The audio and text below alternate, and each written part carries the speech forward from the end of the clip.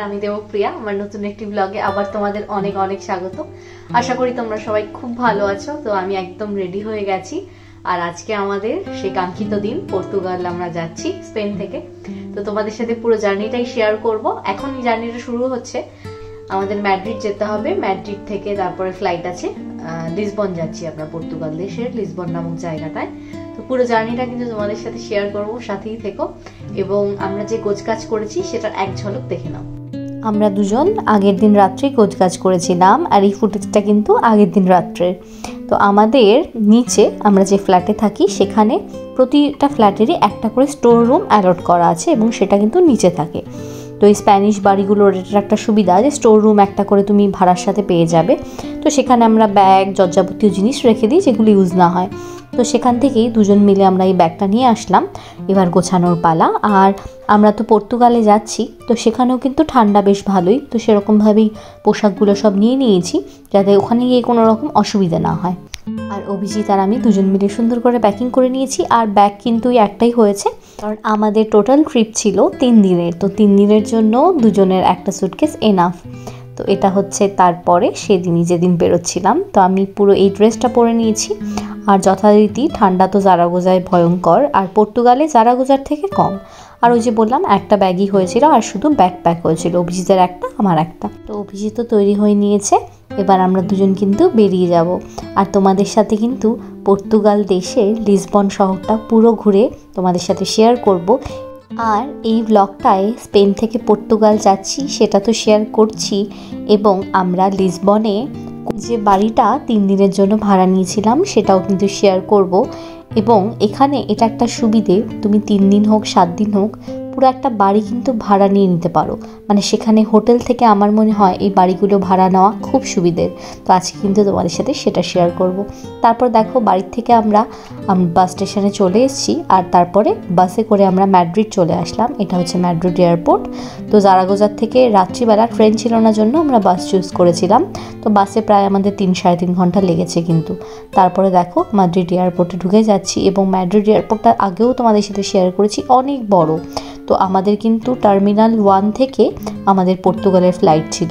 তো আমাদের ওখান থেকে টার্মিনাল 1 যেতে আবার বাসে করে যেতে হয়েছে। মানে এতটাই বড় এয়ারপোর্ট, ভেতর দিয়ে বাস, মেট্রো সব চলে, খুব অদ্ভুত। তবে এটাই।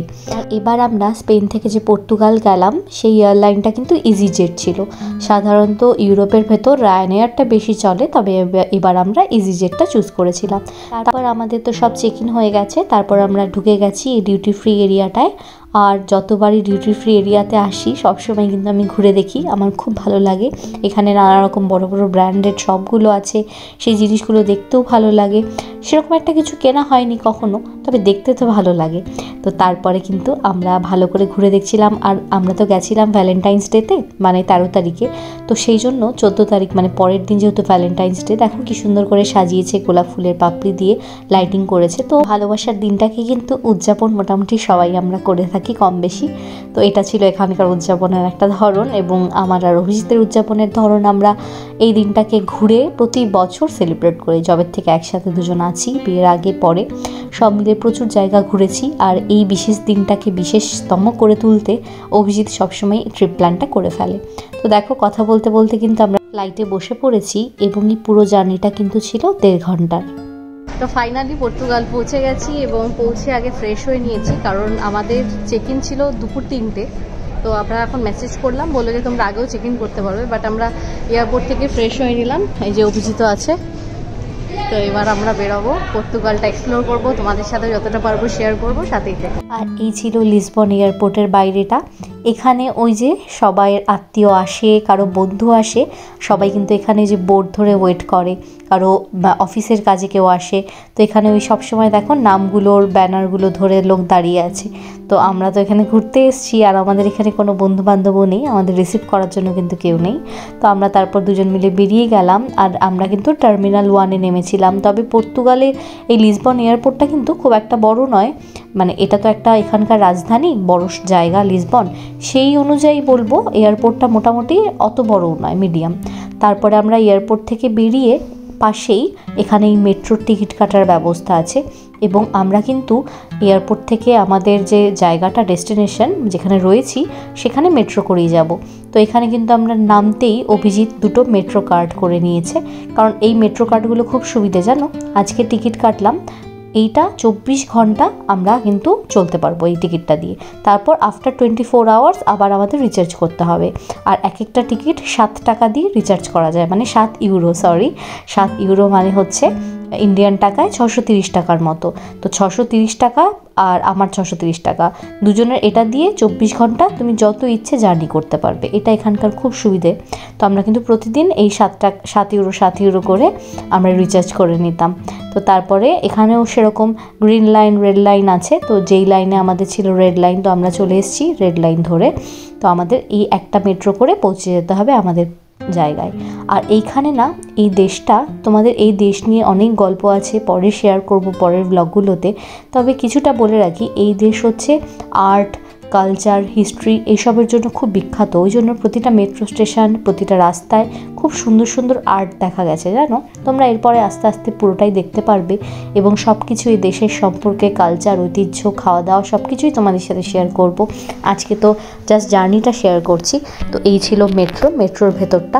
আর এখানকার মেট্রোগুলো কিন্তু বেশ পুরনো হয়, মানে খুব একটা যে নতুনত্ব মেট্রো সেরকম নয়। আর ওই যে বললাম এরা খুব আর্ট ভালোবাসে, তো প্রতিটা মেট্রো স্টেশন এত সুন্দর করে আর্ট করা, রং বেরঙের, খুব সুন্দর জায়গাটা। তারপরে আমরা পৌঁছে গেলাম এবং পৌঁছে আমাদের এত খিদে পেয়েছিল, তো আমরা ঠিক করলাম কিছু খেয়ে তারপর আমাদের এয়ারবিএনবি যেটা বুক করা ছিল বাড়ি, সেটায় চলে যাব। আর এখানকার কিন্তু খাওয়া দাওয়াও অপূর্ব, সেটা আস্তে আস্তে আমরা সব এক্সপ্লোর করেছি, সেগুলো তোমরা দেখতে পারবে। তো তারপরে আমাদের মেট্রো স্টেশন থেকে আমরা যেখানে রয়েছি, যে বাড়িটা নিয়েছিলাম, সেটা একদম পায়ে হাঁটা 5 মিনিটের পথ। তো আমরা কিন্তু হেঁটেই পৌঁছে গেছিলাম বাড়িতে। তার আগে যে বললাম খেয়ে নিয়েছি, এখানে এরকম একটা চাইনিজ রেস্টুরেন্ট দেখেছিলাম। তো এখানেই প্রথমে এসছি, কারণ আমরা যেহেতু এশিয়ান, তো চাইনিজ খাবারগুলো আমাদের খুব চেনা জানা। তো মনে হলো প্রথম দিন এত খিদে পেয়েছে, এখন এক্সপেরিমেন্ট না করে চেনা জানা খাবারই খাই। তো সেখানে অভিজিৎ একটা প্ল্যাটার নিয়ে নিয়েছিল, ওটা ছিল চাউমিন সাথে অনেক কিছু। আর আমি নিয়েছিলাম একটা রাইস প্ল্যাটার, সেখানে রাইস, তারপরে বিভিন্ন রকম ফ্রাইস, তারপরে এটা ছিল যে কালামার, তারপরে চিংড়ি মাছ ভাজা।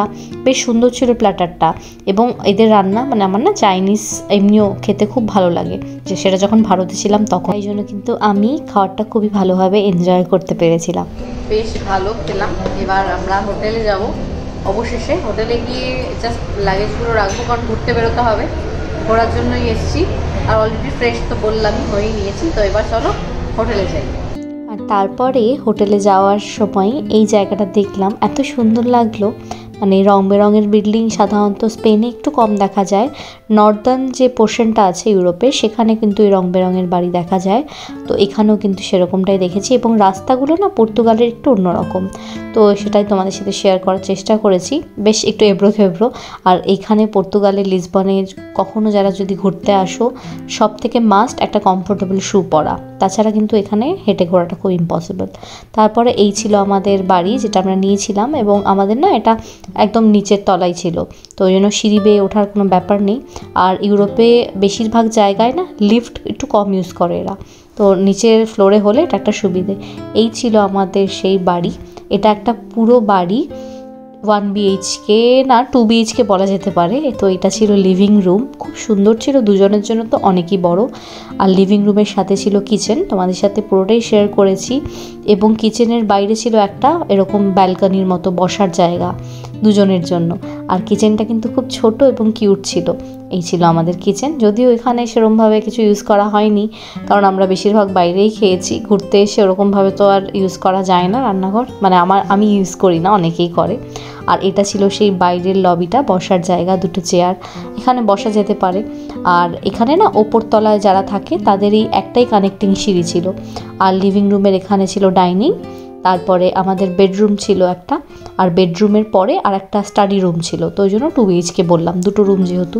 তো এই ছিল আমাদের বেডরুমটাও কিন্তু বেশ স্পেসিয়াস ছিল। এবং বেডরুম দিয়ে ঢুকতেই এরকম একটা প্যাসেজের মতো, এবং একদিকে ছিল এই যে বড় একটা মিরর, যেটা আমার খুব পছন্দ হয়েছে, কারণ আমি মিরর খুব পছন্দ করি। আর এই যে বললাম আরেকটা রুম, এইটা হচ্ছে সেরকম, এটা একটা স্টাডি রুম টাইপের, ওয়ার্ক রুম টাইপের। তো তো সেখানে আমরা লাগেজে রেখেছিলাম, কারণ এখানে আমাদের পড়াশোনা বা কাজ করার কিছু ছিল না, আমরা এখানে ঘুরতে এসেছি হলিডে। তো এই জায়গাটা আমরা বেশ লাগেজ রাখার কাজে ইউজ করেছি। আর এদিকে ছিল ওয়াশরুমটাও ভালো ছিল মোটামুটি। তো আমার এই বাড়িটা এত সুন্দর লেগেছে। আর এইখানে এই বাড়িগুলোর ভাড়া পার ডে প্রায় ওই 6-7 হাজার টাকার মতো কিন্তু নেয়, কিন্তু সেই অনুযায়ী মানে ইউরো অনুযায়ী কিন্তু মোটামুটি আমার মনে হয় ঠিকঠাক দামই। তো খুব সুন্দর আমরা এনজয় করেছি। এর পরের ব্লগে কিন্তু তোমাদের সাথে শেয়ার করব আমরা কোথায় ঘুরতে গেছি, প্রথম দিনটায় কি কি খেয়েছি, কিভাবে প্রথম দিনটা লিসবন শহরটাকে এক্সপ্লোর করেছি। আস্তে আস্তে সবগুলো সিরিজ তোমরা দেখতে পারবে পর্তুগাল লিসবনের। তো এই ব্লগটা যদি ভালো লেগে থাকে please do like, comment, share and subscribe to my YouTube channel. এভাবেই তোমরা আমাকে ভালোবাসতে থেকো, আমার তরফ থেকে অনেক ভালোবাসা। সবাই খুব ভালো থেকো। দেখা হচ্ছে পরের একটি ইন্টারেস্টিং ব্লগের সাথে। ততক্ষণ আমি একটু জিরিয়ে নিই। বাই।